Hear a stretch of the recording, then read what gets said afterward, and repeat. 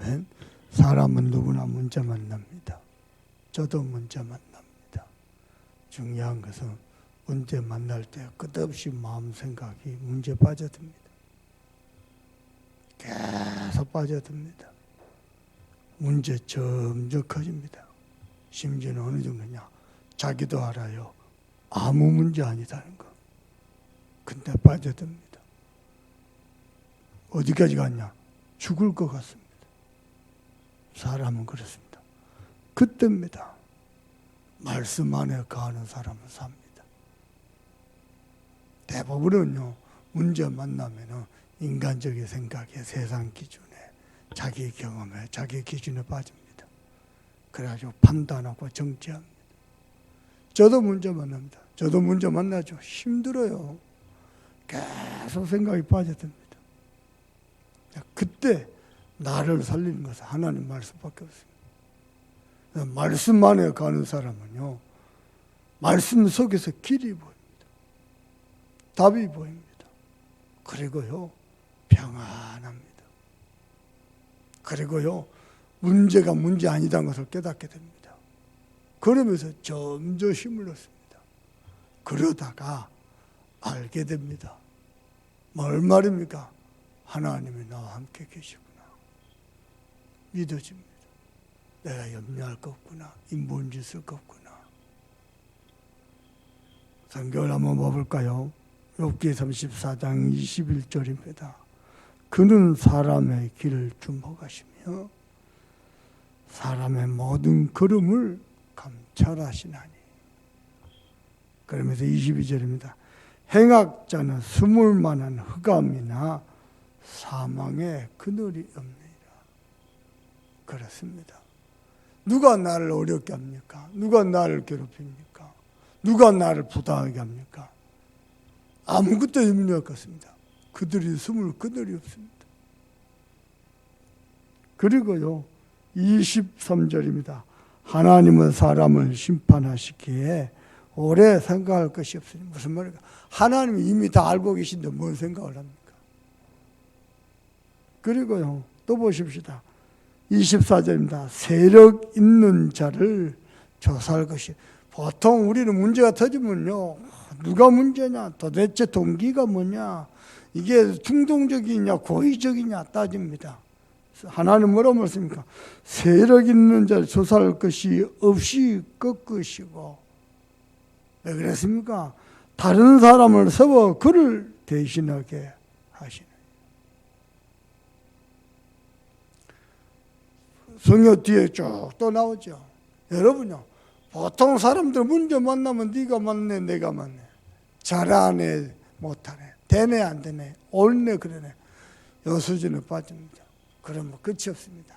다 죽일 놈이고, 다 나쁜 놈이고, 다 못된 놈이고, 다 내 마음 같지 않고 그렇습니다. 그러나 중요한 것은 말씀 안에 거하는 사람을 삽니다. 대부분 문제 만나면 말씀과 상관없이 선택합니다. 복음, 전도운동 그거 고민도 안 합니다. 상관없이 선택합니다. 대부분 그렇습니다. 문제 없는 사람이 어디 있습니까? 다 문제 있죠. 시험 안 든 사람이 어디 있습니까? 다 시험 들죠. 그때입니다. 하나님 앞에 쓰임받는 사람은요, 말씀 안에 거하는 자입니다. 말씀 안에 거하면은 믿어집니다. 뭐가요? 하나님이 나와 함께 계신다. 그리고 당장에 찾아옵니다. 하나님 함께 계시면 믿어지기 때문에 평안함, 안식 찾아옵니다. 그러면 삽니다. 대부분 문제 만나면 문제 해결하다 문제 더 키웁니다. 문제에 빠집니다. 문제 놓고 기도하다가 기도가 아니요, 사실은 문제에 빠집니다. 근데요, 말씀 안에 가는 사람은요, 시간이 갈수록 점점 그 영이 살아납니다. 어딘가 모르게 평안하고 안식이고, 심지어는 하나님이 나와 함께 계시면 누려집니다. 그래서요, 문제 사건은 노예되고 포로되고 속국되다가 해방과 자유를 누립니다. 그러면서 하나님 하시는 번성, 축복 누리게 됩니다. 어떻게 말입니까? 오늘 성경에 나온 거죠. 묘합니다. 저는 신앙생활에서 많이 느꼈어요. 사람은 문제를 만나봐야 복음인지 아닌지 알구나. 시험 드는 거 야고보서 1장. 자기 시험, 자기 욕심 때문에 그랬어요. 하나님의 뜻을 따라 시간표를 따라 기다리는 게 아니고 자기 욕심 때문에 그랬어요. 어느 정도냐? 기도할 힘도 없습니다. 어느 정도냐? 말씀도 안 들립니다. 영이 점점 줄어든다. 문제는 뭐냐? 한번 그게 각인되죠? 빠져나오기 쉽지 않습니다. 무서운 겁니다. 그런데 그때입니다. 노아는 물 때문에 살았고 불신하는 사람들 물 때문에 죽었다니까요. 세상은 물 때문에 홍수돼서 다 죽었지만은 노아는 거꾸로 물 때문에 살았다니까요. 말씀 안에 가는 사람은 살게 됩니다. 승리하게 됩니다. 고난이 없는 사람이 어디 있습니까? 어려움이 없는 사람이 어디 있습니까? 다 있습니다. 그때입니다. 그때 복음이 이제 드러납니다. 저는 우리 교회 모든 장로님들, 권사님들, 집사님들, 우리 교회 모든 렘넌트들 다 품기로 마음먹었어요. 왜 그런지 압니까? 안 그러면 내 거 나와요. 아예 처음부터 마음을 그리 먹어야 돼요. 안 그러면 내 기준 나왔고 판단하고 정죄해요. 한다는 짓이 복음은 온데간데 없고 판단하고 정죄하고 이간질하고 그거밖에 안 해요. 그게 인간이요. 근데 품기로 딱 마음 먹으니까 기다립니다. 기도하면서 기다립니다. 그러면 또 하나님 은혜 주십니다. 저는 봤습니다. 잘나고 못나고 옳고 그르고 그게 중요한 게 아니구나. 하나님이 은혜 주시니까 또 힘을 얻고 또 살아나는구나. 저는 똑똑히 봤습니다. 그래서요, 말없이 기도하면서 기다립니다. 그리고요, 그것만 있는 게 아닙니다. 시간이 지나면서 하나님은 당신의 언약을 성취해 가십니다. 그것만 있는 게 아니에요. 우리가 붙잡은 말씀, 우리가 말씀 안에 거하서 붙잡은 마음에 담은 말씀 있잖아요. 하나님이 살아서 역사하셔서 성취하십니다. 그리고요, 하나님의 뜻은 계속해서 이루어지는 겁니다. 어느 정도인지 압니까? 이번 주 주일날 말씀하시죠. 내 속에 있는 거, 먼저 각인된 거, 내 본능이 무엇인지 하나님 아십니다. 본능이 뭐냐? 내 속에 각인된 게 뭐냐? 복음 아니요. 육신의 것, 세상 것, 나중심, 세상 성공이요. 복음 하지만은 세계복음만 떠들어대지만은 내 속에 각인된 거 하나님 중심 아니요, 나 중심이요. 복음 중심 아니요, 세상 육신 중심이요. 하나님 알거든요. 알면서도 나와 함께 계십니다. 아직도 하나님이 안 믿어지는가 봐. 두려워 떨고 있는데도 그리스도가 내 안에 계십니다. 아직도 세상 속에서 갈팡질팡합니다. 혼돈 속에 있습니다. 그런 줄 아시고 하나님의 성령이 내 안에서 나를 완벽하게 인도하십니다. 웬 은혜고 웬 축복입니까? 웬 은혜고 웬 축복입니까? 여러분, 내 자신이 빨리 안 보입니까? 신앙사 하면서요, 잘하다가 뒤집어지고, 오늘 성경도 주님도 뒤집어서 밤사이에 뒤집어서 흩으신다는데, 잘하다가요, 잘하다가, 왜 그렇죠?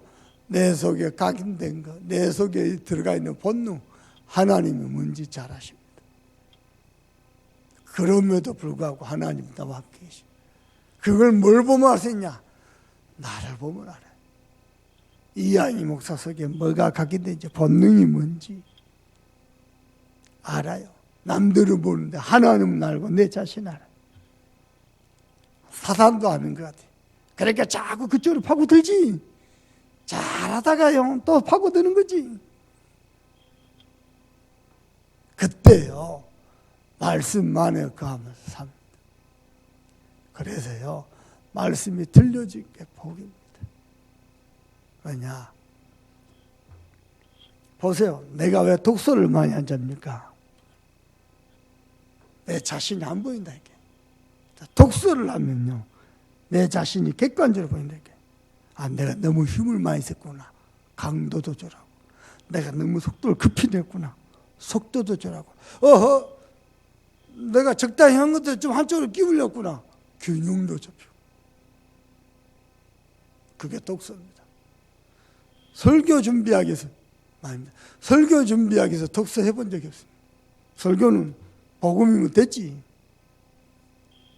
내 자신이 뭐냐. 그래서 우리는 끊임없이 공부해야 돼요. 여러분, 그거 압니까? 성장기 때 배워져야 될 공부가 안 배워지죠. 성장기 때 배워져야 될 인품, 인격, 사리 판단 안 배워지죠. 미안합니다. 나이 들어도 목사 돼도요, 장로 권사 돼도 못 배웁니다. 철저히 못 배웁니다. 성장, 그만큼요 때가 중요한 겁니다. 학교 가서 공부하는 거 아니, 대학원까지 박사까지 되는데요, 성장 과정에서 배워져야 될 기본적인 인품, 사리 판단, 앞뒤 전후 좌우 요거 못 배워주면요 문제 딱 만나죠. 완전 나중심으로 돌아갑니다. 그게 누구냐? 저입니다. 저. 그걸 배우는 길은요, 아무리 박 장로님, 아무리 김 장로님 되게 말도 안 들린다니까요.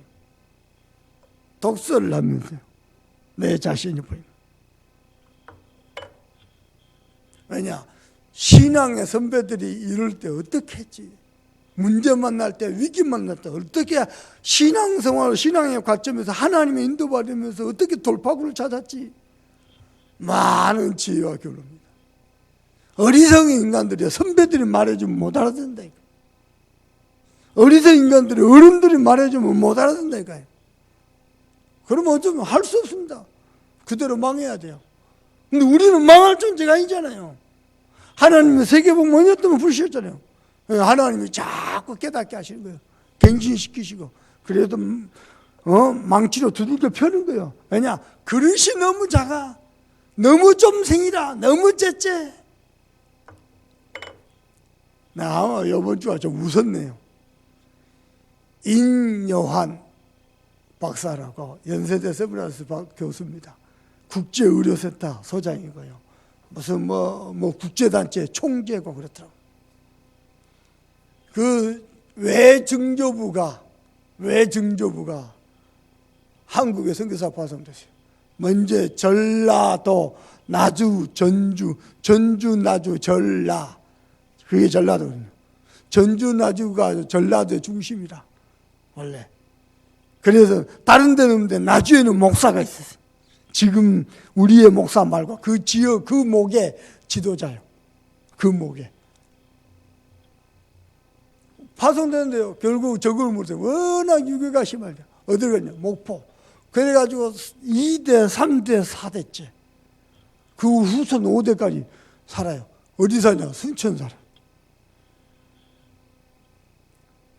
근데 이 사람이 겉으로는 완전 세계 서양인이고 백인이잖아요. 연세대를 졸업하고 미국 가서 전문의 과정을 공부했답니다.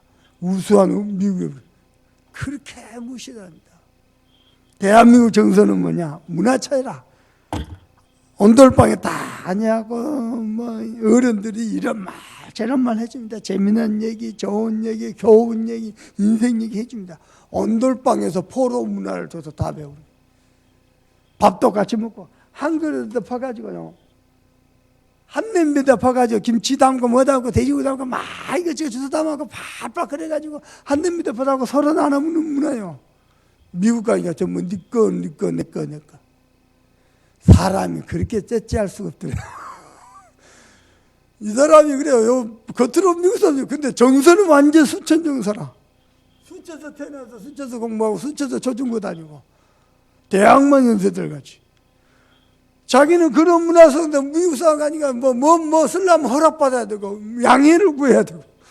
한국전 니꺼 내꺼 어디서 다 같이 퍼다가 같이 나눠 먹고 같이 뜨고 가지고 이 정문화에 젖어 가지고요.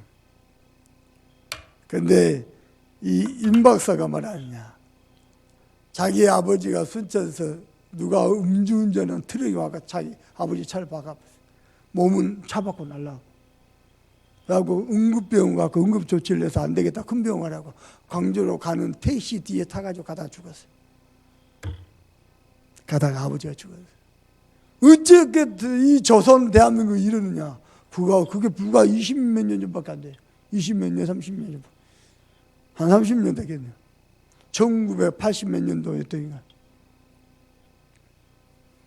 그래가지고 이 사람이 아버지가 죽고 나니까, 아버지가 선교사거든요. 목사고. 아버지가 죽고 나니까 아버지를 기리는 사람들이 성금을 못 하고, 그게 몇만 명, 몇천만 원.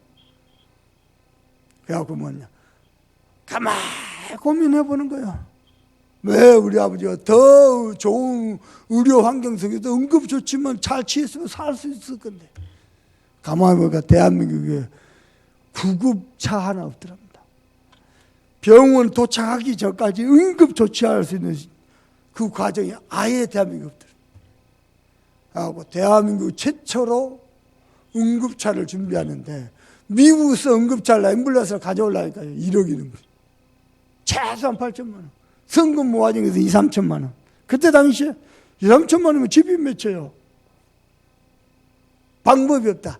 자기 집 마당 뒤에서 봉보차 하나 가져다가 싹 의자 뜯어내고, 거기다가 나무 자르고 온갖 기계 같이 넣고 실험하고 하고, 대한민국 1호 앰뷸런스가 여 순천 소방서에 이 사람이 기증한 거예요. 아버지의 아픔을 말씀만에 거하는 자가요, 선의로 보복을 했어요. 보복을 하는데 선의를 했어요. 보복이 아니지. 그리고 대한민국 의료 처기를 싹 바꿨어요. 그래서 지금 대한민국 국제의료센터 소장입니다. 인요한 박사로. 인씨가 린을 두 번씩 해서 린턴의 린이 인으로 바뀌었어요. 그래갖고 순천 인씨로 시조요, 시조. 근데 4대째 선교사님 가정. 야, 자기는요, 미국에서 뭐 산대요? 순천이 좋대요. 서울서 하루도 안 살고 싶대요. 은퇴하면 순천으로 날라와서 살고 싶대요. 그 친구들, 그 정 많은 친구들, 정에서 위에서 그들과 같이 어울려서. 누구나 문제 만나고 누구나 고통을 당합니다. 그러나 하나님만의 말씀 안에 거하는 사람은요, 문제가 큰 축복으로 바뀐다니까. 문제가 클수록 간증거리도 큽니다. 아멘입니까? 중요한 것은 내가 말씀 안에 거하느냐, 말씀 바뀌느냐, 이게 중요합니다. 성격이 좋냐 나쁘냐, 성질이 온유하냐 다혈지냐, 그게 중요한 게 아니에요. 말씀 안에 있냐, 말씀 바뀌느냐. 사람이요, 하나님 앞에 쓰임을 받느냐 못 받느냐 중요하지. 성격이 좋냐 나쁘냐. 그 다음에 암만 성격 좋아도 하나님 앞에 쓰임을 못 받으면 인생 헛방이 헛방. 하나님의 저와 여러분에게 은혜 주기를 바랍니다. 말씀이 깨달아지고 믿어지고 말씀이 누려지고 말씀에 확신이 들고, 아멘입니까? 그러면서 그 정도가 아니고 말씀 성취의 주역으로 쓰임받길 바랍니다. 하나님이 저와 여러분을 축복하신대요. 왜 말씀 주셨습니까? 반드시 성취하시려고. 그래서 여러분 인생 가는 길은 말씀 성취의 여정, 언약 성취의 여정 되길 바랍니다. 그래서 내가 의로운 거 하나도 없는데 말이 복음이죠. 늘 생각이 세상 그 유식 거 인간적인 거 눈에 보이는 거잖아요. 그런 내가 어쩌다가 하나님의 은혜를 얻어 걸려서, 진짜 얻어 걸려서 이 언약에 대해서 빛에 대해서 전도에 대해서. 여러분 생각해 보세요. 여러분 평생 신앙을 사는데요, 전도운동과 아무 상관없이 내 인생이 끝났다. 우울하지 않습니까? 하필이면요, 호남복음화, 세계복음화, 후대복음화 이 대열에 서서 웬 은혜고 웬 축복입니다. 그것도 내가 잘났나? 내가 선택했나? 가만히 보면 완전 하나님 은혜를 얻어 걸려가지고. 말씀을 마무리하겠습니다. 누구나 문제 만납니다. 누구나 큰 위기도 만납니다. 누구나 감당할 수 없는 고난도 당합니다. 누구나 시험도 듭니다. 그때입니다. 말씀 안에 거하는 자는 하나님이 나와 함께 계신 게 믿어집니다. 그리고 하나님이 참 평안과 안식을 주십니다. 그 정도가 아닙니다. 그리스도께서 모든 문제 해결하시고 내 안에 계신 게 믿어집니다. 그 정도가 합니다. 지금도 성령으로 나를 완벽하게 인도하고 계신다.